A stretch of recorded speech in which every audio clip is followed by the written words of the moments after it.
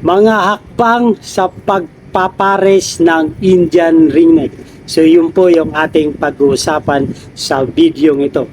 Mapagpalang araw mga kahabi, kung bagong viewers ka sa channel na ito at kung napadaan kayo at kung gusto niyo yung ganitong talakayan regarding po sa buhay mag-ibon, ay humingi pa ako ng favor, please subscribe my YouTube channel, Olen Aviary at iba pa.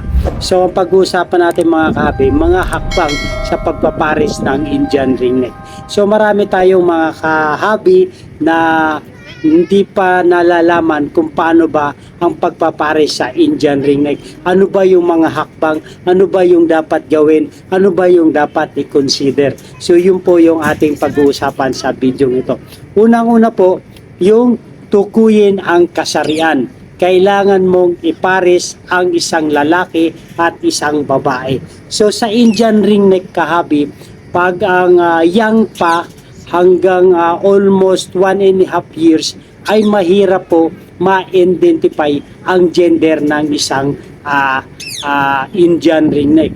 Pero pag matured na po siya, around 2 years old po, ay lumalabas yung ring dito sa leeg ng matured na Indian ringneck. So yun po yung cock or lalaki. So pag wala po, pag matured, wala pong siyang ring, ay considered po ito na babae or hen. Pero para sigurado po tayo sa kasarian or sa gender ng isang Indian ringneck, ito po ay ipapa-gender natin. So yun po ang 99.9% sa pagsusuri at para matukoy natin ang kasarian ng lalaki at babae ng isang Indian ringneck. So ito po yung unang hakbang sa pagpapares ng Indian ringneck. Tukuyin natin ang kasarian. So yung pangalawa po, magbigay ng sapat na kondisyon. So sa pagpapares natin ng Indian ringneck kahabi, ay kailangan meron tayong sapat na kondisyon. Ang mga ringneck ay seasonal breeders. Kaya kailangan nilang nasa pinakamainam na kondisyon para sa pagpapares karaniwan sa panahon ng tagsibol o yung bear month o yung winter. So yun po, meron naman nagbibreed ng mga ilan-ilan ng mga Indian ringneck. Ito yung tinatawag na summer breeding. So meron din naman, pero karaniwan ay sa bear month. Ngayon po ay September 1, ngayon po ang bear month ay simula na po ng season breeding ng ating mga Indian ringneck. So kailangan magbigay tayo ng sapat na kondisyon. Ano-ano ba ang paraan sa pagkukondisyon? So marami tayong kapamaraanan. Una, yung iba pinupurga, yung iba pinapaliguan, yung iba kinukondisyon sa mga pagkain, sa mga vitamina bago iharap sila sa pagbibreed.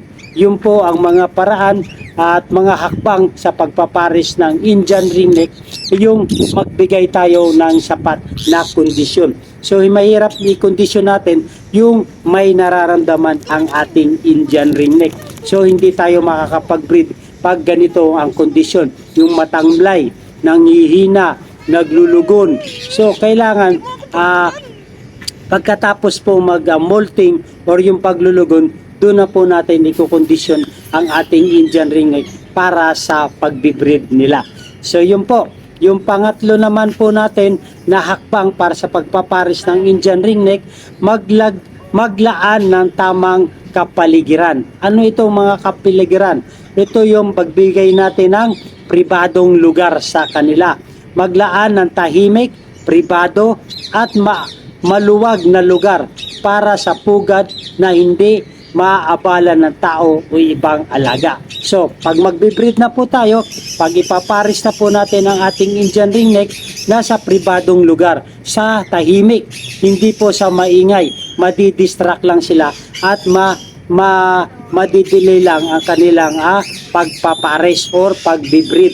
So, kailangan tahimik yung area at maluwag na lugar, hindi naman yung masikip yung kanilang kulungan or cages. Sa dapat sapat na makagalaw din sila para makapag-explore din sila sa loob ng cages. At sa pugad naman, kailangan hindi rin maliit. Ang minimum size para sa pugad or nest box ng ating Indian ringneck ay 12 inches by 12 inches by 18 inches. So yun po yung standard size. So yung iba mayroong par letter L. So basta kung ano po yung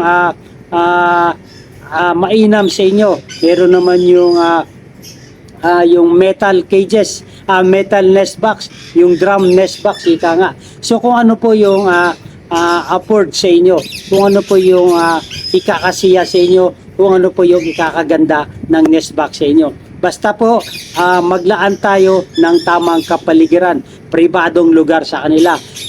Yung pangalawa po ay yung B po, yung pagsusubok sa pagsasama.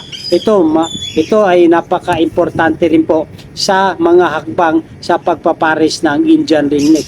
Ipagpalagay na ang mga dalawang ibon ay nagsasama sa loob ng isang taon at ang kanilang mga siklo or cycle, yung sa kanilang pagsasama ng pagpapares ay tugma. Kasi mga kahabi, mayroong mga Indian ringneck na kahit ilang taon na natin silang pinagsasama ay hindi pa rin sila makapag-breed. Maaring hindi po sila compatible. Kaya kailangan sa pagsusubok ng pagsasama, ito po yung ating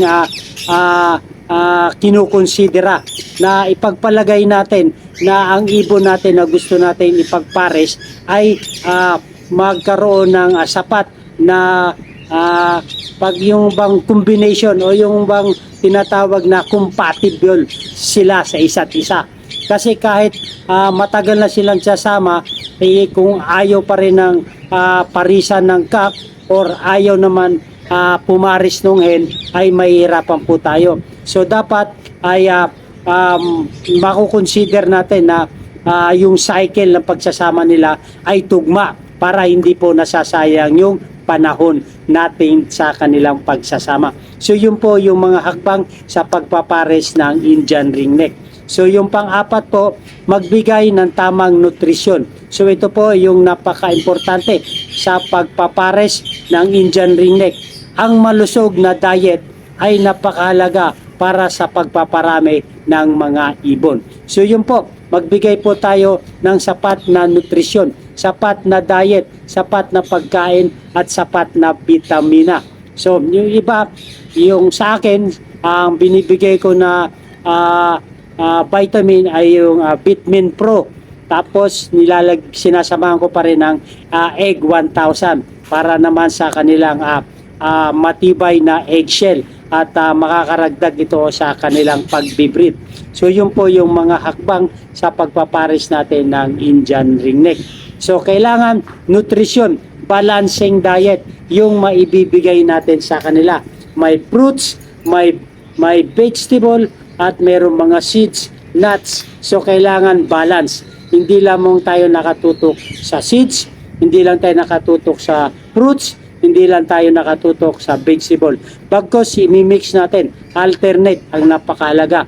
Yun po ang tamang nutrition para ma-adapt ng ating magiging magulang for the future. Itong hen or yung female natin dahil siya po ay maglelay ng egg. So yung panglima po natin na mga bagay ay mga hakbang na sa pagpapares ng Indian ringneck, maghintay na mangitlog. So yun na po ang napaka-exciting moment na yung mangingitlog na po ang ating Indian ringneck.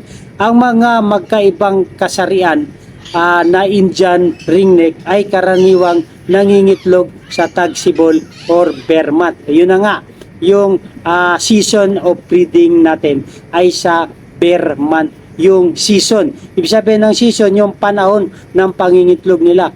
Meron naman talagang nangingitlog ng summer or continuous. Ngunit karamihan generally ay nangingitlog sila sa tagsibol or yung bear month.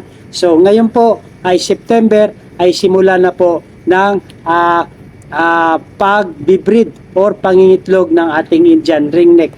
Kaya dapat i-prepare na natin ang ating mga breeder. So ito yung mga hakbang sa pagpapares ng Indian ringneck. So ito na po yung napaka-exciting moment ngayong breeding season, ang paghintay na mangitlog. So last but not the least, yung pag-aalaga sa mga anak. So pag nangitlog na at napisa, ito na po yung napakaganda. Mayroon na po tayong progenies. Ito na po yung product ng ating pag-aalaga sa ating mga Indian ringneck. Ang ringneck ay hindi karaniwan mga masamang magulang at hindi madaling magkaroon ng mga problema sa pagpapalaki ng kanilang mga anak na karaniwang nagiging handa sa paglipad pagkatapos ng 10 linggo. So, napakaganda itong mga Indian ringneck dahil hindi sila nagkakaroon ng problema sa pagpapalaki ng kanilang anak. So, aalagaan nila ito, papakainin hanggang sa 10 linggo or 2.5 buwan.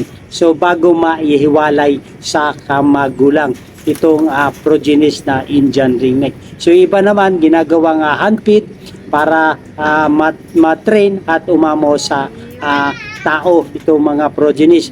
Pero sa pagpapalaki ng ating mga Indian ringneck sa kanilang mga anak ay wala pong problema sa kanila. So yun po ang maganda sa mga Indian ringneck. Upang maipares ang isang Indian ringneck, kailangan mong piliin ang magkaibang kasarian, lalaki at babae. So yun po yung dapat natin tiyakin at magbigay ng tamang kondisyon para sa pagpaparami tulad ng sapat na puwang, tamang nutrisyon at angkop na kagamitan sa pugad. Ang mga ringneck ay seasonal breeders, kaya't sila ay karaniwang nangingitlog sa tamang panahon ng tagsibol. Ito yan nga yung bear month na tinatawag natin. Tiyaking malusog at handa ang mga ibon sa pagpapares at magbigay ng tahimik at pribadong lugar para sa kanila upang magsimulang magparami. So yun po ang mga hakbang sa pagpapares ng Indian ringneck mga kabe. So tandaan po natin ang mga hakbang na pagpapares ng ating Indian ringneck.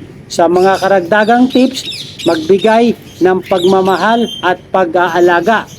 Tiyaking mapunuan mo ang pagmamahal at bawat ibon para hindi ito mag-away at masaya ang kanilang pamumuhay. So yun naman po talaga ang napakaganda na advice or tips sa ating mga nag-aalaga ng Indian ringneck.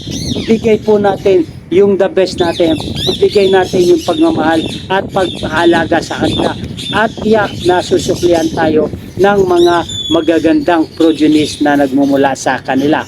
Magbigay ng atensyon, magbigay ng pantay na atensyon at pagmamahal ang bawat ibon at palaging ang orihinal na ibon ang unahin. So, magbigay tayo ng atensyon sa ating mga ibon at bigyan natin ng pantay na atensyon at pagmamahal ang ating mga alagang ibon. So, yun po mga kahabi, ang mga hakbang sa pagpapares ng Indian ringneck. Tukuyin ang kasarian, magbigay ng sapat na kondisyon, maglaan ng tamang kapaligiran, at magbigay ng tamang nutrisyon, maghintay ng mangitlog, pag-aalaga sa mga anak. So ito po yung mga hakbang sa pagpapares ng Indian ringneck.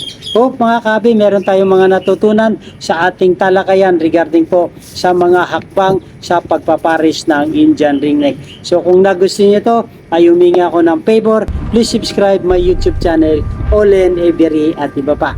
Maganda ang buhay pag may alagang ibon sa ating bahay. Lalong-lalo na po pag nalalaman natin ang mahakbang sa pagpapares ng ating mga alagang ibon or mga Indian ringneck. So shoutout po sa inyo mga kahabi, sa mga papatuloy na sumusuporta, sa mga silent viewers dyan, shoutout po sa inyo. At shoutout po kahabi Joseph Di Ponte at Carl Jan Luna. Maraming po salamat sa inyong paghatid ng bago nating mga Lutino Indian ringneck. Maraming po salamat at safe and sound ang inyong travel sa paghatid ng ating Indian ringneck Lutino. Si shoutout din po sa inyo, si Steven Sikat, Genesis Di Hoya, shoutout po. RS Mendoza, Bantam Backyard, shoutout po sa inyo. FJ Dison, Samson Lim, shoutout po. Russell Acuña, Daily Life Ray, Nantep, shoutout po. Victor Aguila, Albert Ramos, William, shoutout po sa inyo. Pabiolo Ludia, shoutout po. John Kevin Simangan, shoutout po. At last but not the least, Emer Romero, shoutout po sa inyo mga kabi. Maraming po salamat sa inyong suporta. Mabuhay and God bless. Thank you for watching.